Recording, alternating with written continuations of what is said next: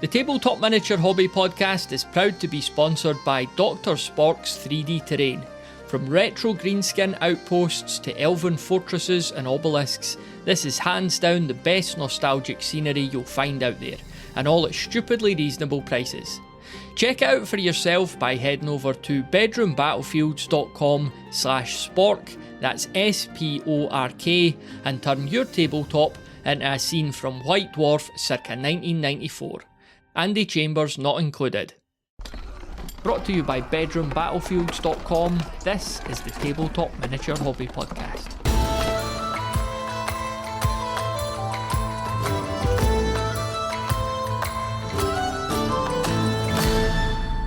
On this episode of the Tabletop Miniature Hobby Podcast, I'm joined by someone who you'll consistently find posting pictures of nostalgically and beautifully painted miniatures over in the Bedroom Battlefields Discord. It's Ted from Sweden, and we begin this week by talking about terrain. Over on the Crown of Command Discord, there is a summer terrain challenge, Summer of Scenery, I think it was called.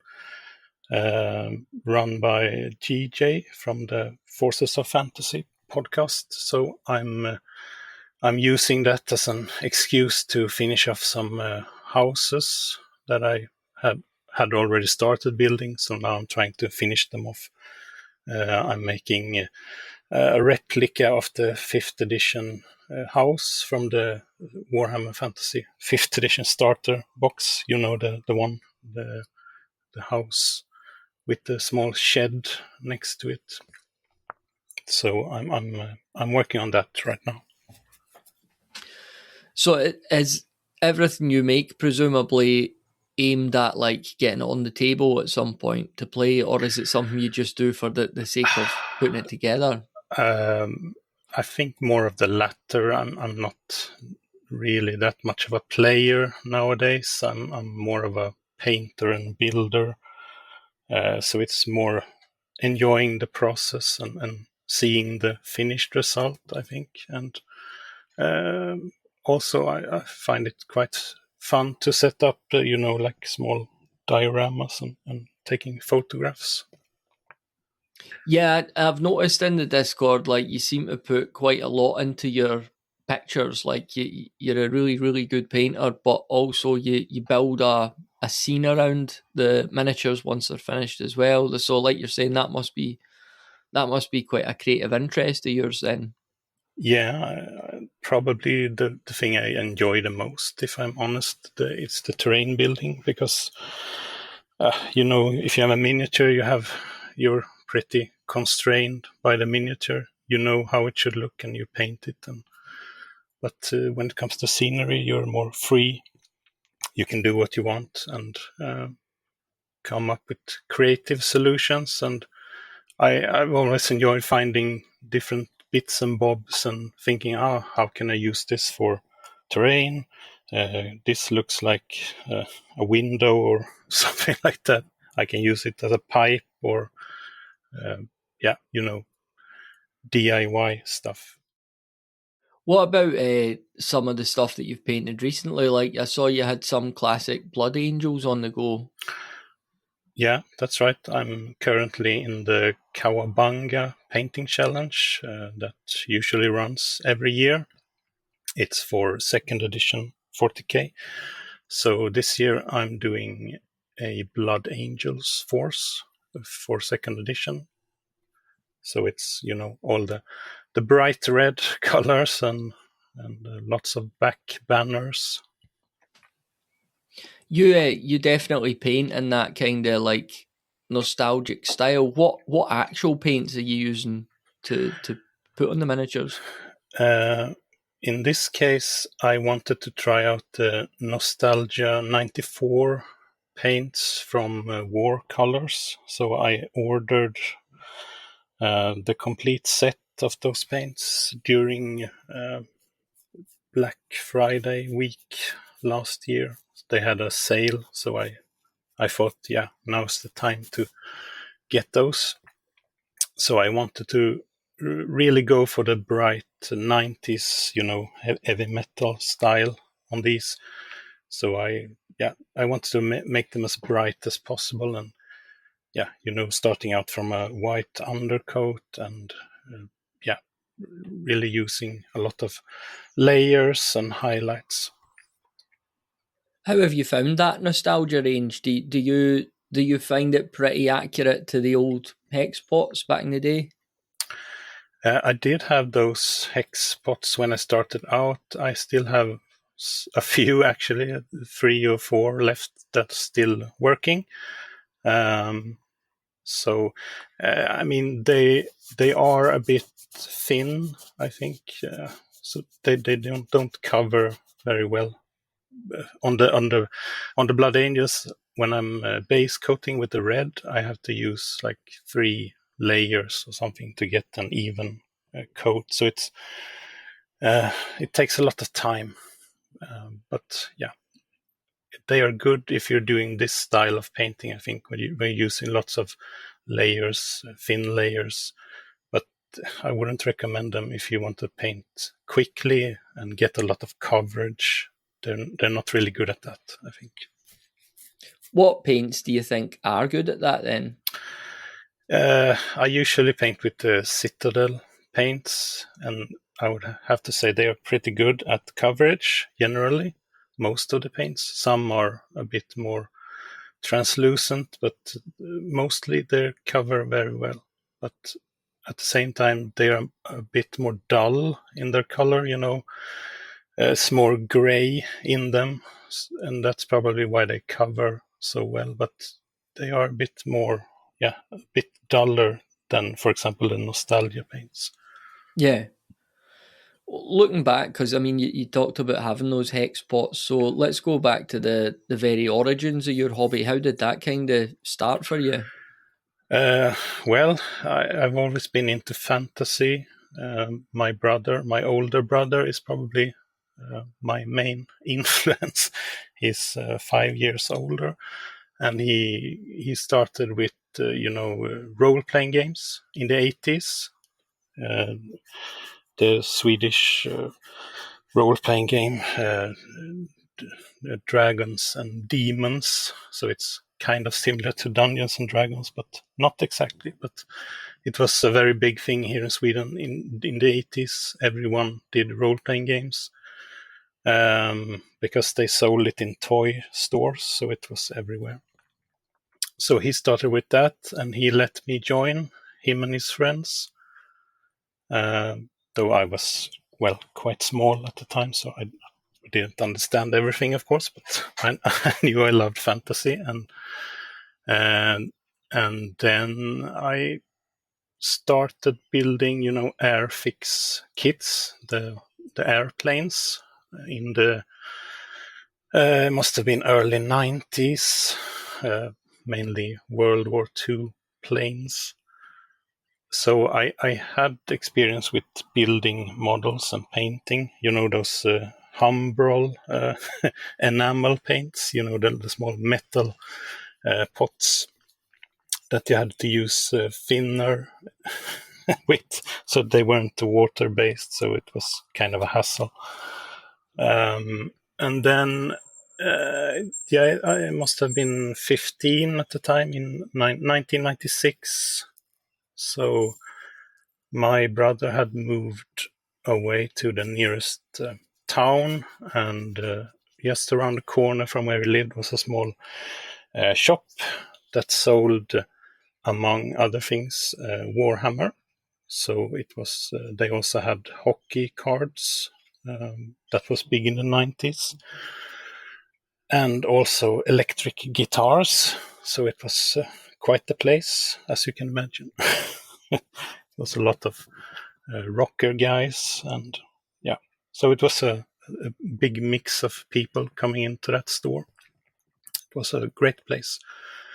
So he found out about Warhammer, and this was just as the 5th edition box of Warhammer Fantasy was coming out. The one with Bretonnians and Lizardmen. So he sort of suggested that we get the starting box and split it and start playing. So that we did. and he was interested in the Bretonnians, so he got those, and I got the Lizardmen. So yeah, that's how it started. With the 5th edition set, because I had 4th edition, but then I remember a pal at school getting the 5th edition set, and it was my kind of first experience of a big new release like that, because when I came in it was like, 2nd edition 40k had just released, and you had Warhammer Fantasy in place. So this was like the first time I saw like the made another version of this. Looking back at that game, was there ever did they ever explain what had happened to bring Bretonnia and the Lizardmen together? Like, what was going on with that background, if there was one at all?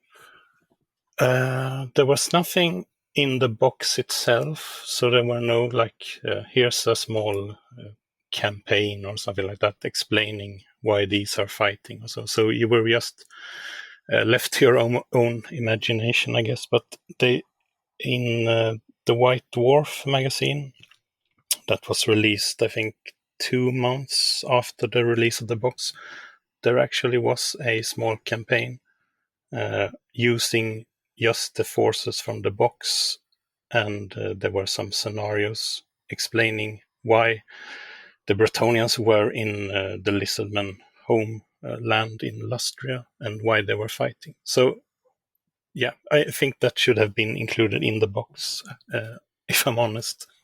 Would have helped. It definitely never bothered us or even crossed our mind at the time, because looking back, we would set up, I'm saying a table, it was generally the floor we were playing on, but whoever took charge of the Bretonnians would have the Battlemaster's castle and the cottage and stuff. So you've got very Bretonnian adjacent terrain on that side of the table. Yeah. And then on the Lizardman side, we had palm trees and we made some jungle stuff. So it was almost the two lands met on a border, which obviously isn't the case, but it didn't bother us at the time, certainly. So. Yeah, and from that on, I wasn't really interested in the Lizardmen after a while, so I started with orcs and goblins and started collecting those. So that was probably my main army in 5th edition. What was it about orcs and goblins that appealed to you? I mean, probably the fantasy background from role-playing games and such. I mean, orcs were always there, and they were always this opponents of the heroes, but they're very different in Warhammer Fantasy than in the role-playing games. Not as completely evil as in the role-playing games.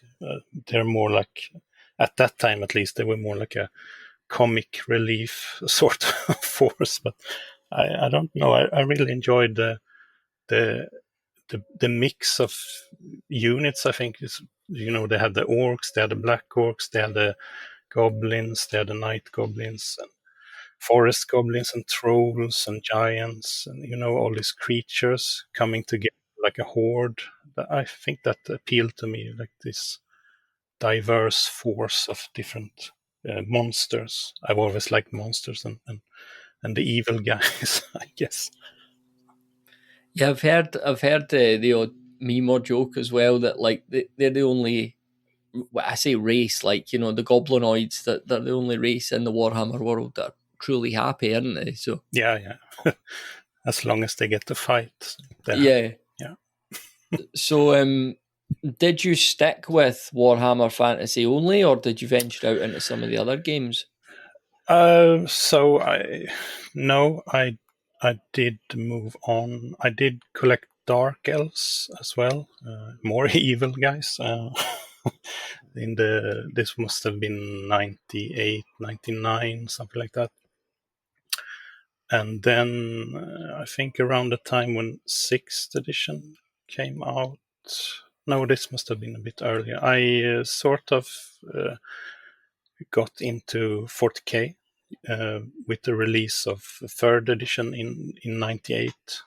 So I got the rule book, and I slowly started to collect some Space Marines, And my brother, so he moved away for university at that time, so we weren't playing fantasy. So I sort of moved into 40k instead. For just $5 a month on Patreon, you'll get at least 2 new bonus episodes every month. These are extra conversations recorded specifically for Patreon that you won't hear anywhere else. And you could listen to them today by going to bedroombattlefields.com/Patreon.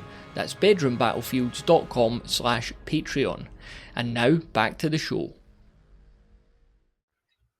So you say Space Marines there, is that the first time you collected, and I'm using air quotes here, good guys? I guess if you don't count the Lizardmen, that's the good guys. But yeah, probably Space Marines, yes. And was that a Blood Angels chapter you went with? It was Blood Angels, but only for a very short time, because then the Battle for Armageddon came out in 2000, I think, and there was the Salamanders chapter, the green ones, and I just, those are for me, so I repainted all my Blood Angels as Really? Salamanders instead. So, did you strip them, or no, I didn't. I just painted over the red. It's the way to go. Is there something about green that you like, painting the colour green? So it seems that way. Yeah, green and red probably. So were you playing often in the 90s? I mean, fantasy I mostly played with my brother at home, and I did take part in a tournament actually in the local store, the guitar store, where I took my Dark Elves. I think I did pretty well. I sort of in the upper half at least, so I wasn't too ashamed of my results in that. But yeah, that was the first time I encountered power gamers, because there were a lot of those. I was more of, look at pictures in White Dwarf. Yeah, this is how an army should look. One unit of those, and then you came up against guys that did not reason that way. They wanted the most powerful stuff, and 3 men and 15 Way Watchers in a wood in the center of the table, shooting everything. So I lost badly for a few games. So that was an encounter with another side of the hobby, I think. Yeah, I take it as much as it sounds like you put in a good showing despite being a narrative player, but yeah, were you never really tempted to go back and do that again then? As it happened, no more fantasy tournaments, but then I continued with 3rd edition 40k and 4th edition. Those were the 2 editions that I played the most in. I recruited my cousin into the game as well, so I had an opponent nearby. So he started collecting the Tau when they came out in 2002, must have been. So we played a lot at home. So he was my regular opponent. So we had a lot of fun with that. But I also went to, I think, 2 tournaments, or maybe not tournaments is a strong word, but a local arranged by the store. I mean, like a day, games day with, there were a ranking, of course, but so that's my experience. But I didn't do too badly, I guess. But yeah, I wasn't that much of a player. I didn't take the most efficient stuff, like some others. But did you play any of the additional games, Blood Bowl, Man of War, Necromunda, Wartime, anything like that? Blood Bowl we had as well. I had the orcs, of course. Naturally. And we played a few games, but it was never something we did a lot. with, but I didn't really enjoy it that much. Probably not my favorite game, but yeah, a bit of fun at times. But yeah, and then Gorka Morka, you remember that one? Yeah, orcs. yeah, more orcs, more green. So we got that one as well. We actually won a painting competition in the store. So they used to have these really generous competitions. So if you won, you got to select one item from the store, no restrictions. So we got the Gorka Morka box just as it was released in '97, I think. October, yeah, must have been there. So me and my brother played that for quite a while, and that was really fun. That was a really fun game, I think. But yeah, they didn't support it for a very long time, so it kind of petered out after a while. Mm-hmm. Well, speaking of petering out, did you peter out from the hobby at any point? I know that a lot of people do, but I never really did. I never left completely. I had a sort of a small dip, maybe around the turn of the millennium, so 99, 2000, around there, and then it picked up again when my cousin, when we started going about in 40k. So it was a very, very small dip, and I never really left, but yeah, that's as close as it comes, maybe. But since then, I've always, some periods have been more active, of course, and less activity, but I've always had something to paint, more or less. Have you always had a game that you're not necessarily always playing, but been focused on building or painting for throughout the eras? Like if we go to the 2000s, the mid 2000s, for example, to the late 2000s, how would that kind of look for you, hobby wise? At that time, it would have been 40k. So I think 4th edition was in 2004. So that was, we played a lot, my cousin and I, during 4th. And then, when the next edition came out in 2008, then we sort of, we moved on. I guess we didn't play a lot after that. We kind of lost interest. We had a few games here and there, but not like we did in the earlier part of the decade. So, but at that time, I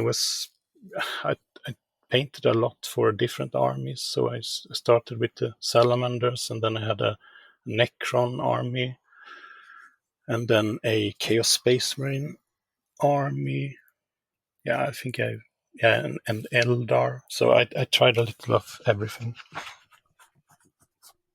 What about as we move into the next decade then, like, from 2010 onwards? Yeah, so, that was the early, like the 2010s. I was, getting married and starting family. So it was on the back burner, I think, for the first 5 years or so, until 2015, perhaps. I did some painting and so on, but I wasn't super active. We did play one game a year, my cousin and I, maybe, during the summer breaks, during vacations. We usually got together and play 40k, but not on a regular basis. And I guess when they blew up the old world, I sort of couldn't believe what they did. Yeah, it kind of pissed me off a bit, to be honest. I mean, it was still my first love, so to speak, in the hobby, the old world. I've always enjoyed the setting, and then so I thought, well, I'm gonna preserve a part of that world, so I started collecting fantasy again. My interest in 40K had sort of died down by then, so I wanted something else. So I returned to the old world and started collecting older miniatures. So the Chaos Dwarf army had its origins back then. I started picking up miniatures here and there. Were you aware at that point that the Old Hammer movement was a thing? Probably not at that time, but I started joining different Facebook groups during that time, and like the Middle Hammer one, and I noticed there was still a lot of interest in these old games and miniatures, and when you see others excited for it, you get excited yourself, and sort of it fueled my interest as well, and then I discovered the Crown of Command community in, must have been 2020, around there, and What were your thoughts when you found the Crown of Command and the community that was grown around it? Well, I kind of felt that, I found my people, my tribe, more or less. Lots of people enjoying the old games, and most seem very reasonable people and not concerned with fighting about the latest rules updates from Games Workshop. And with the older games, the rules are what they are set, so not much to argue about. So I think that's one contributing factor, and I guess also that's the people tend to be older and more mature in some ways, maybe not in others, but If we look at that period then from 2020 onwards, you've talked about your Chaos Dwarfs, you've talked about the Blood Angels. What other projects have you had on the go in that period? So this would be the era of the painting challenges, I would probably call it, because the first Crown of Command, the Call of the Crown painting challenge, started in I think it was the autumn of 2020, and I hopped on that one with my Chaos Dwarfs, and I really found it helped me get things done and really get to painting, and it helped me stay motivated, uploading your finished miniatures and hear and see other people comment on them, and so it drives you onwards, I found. And I continued I have been in every Call of the Crown painting challenge since this, I think, was it the fourth one, the last one? I can't remember, fourth or fifth. And I guess there's a new one coming up in October, so we'll see if I join again. Now it feels like I can't quit because I've been in everyone. Do you feel that involvement in painting challenges has improved your painting? Yeah, for sure.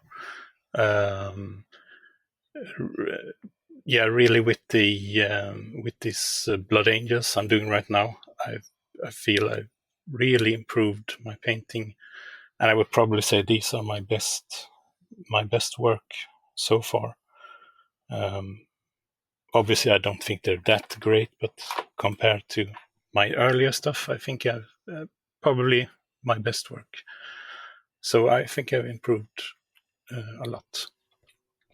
Do you ever paint any orcs these days?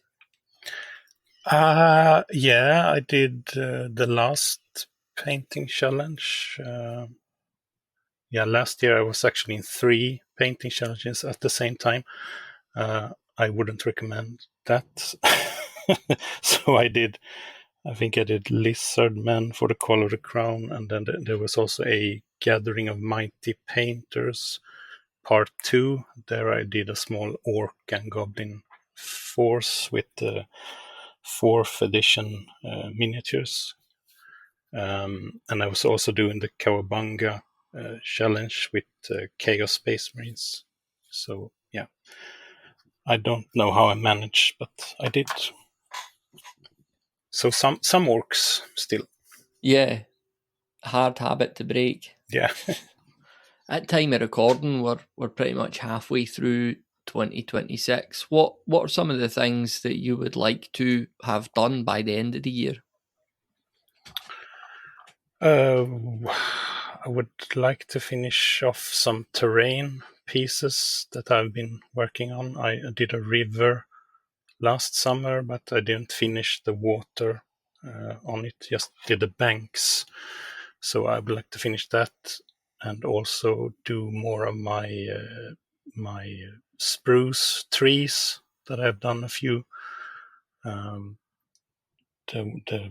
They're sort of in a realistic style, so and they take a lot of time to do. So I want to do some of those this summer. And also, I don't have any like projects. Yeah, maybe I would like to start my epic 40k Space Marine force that I never get around to, but hopefully this year.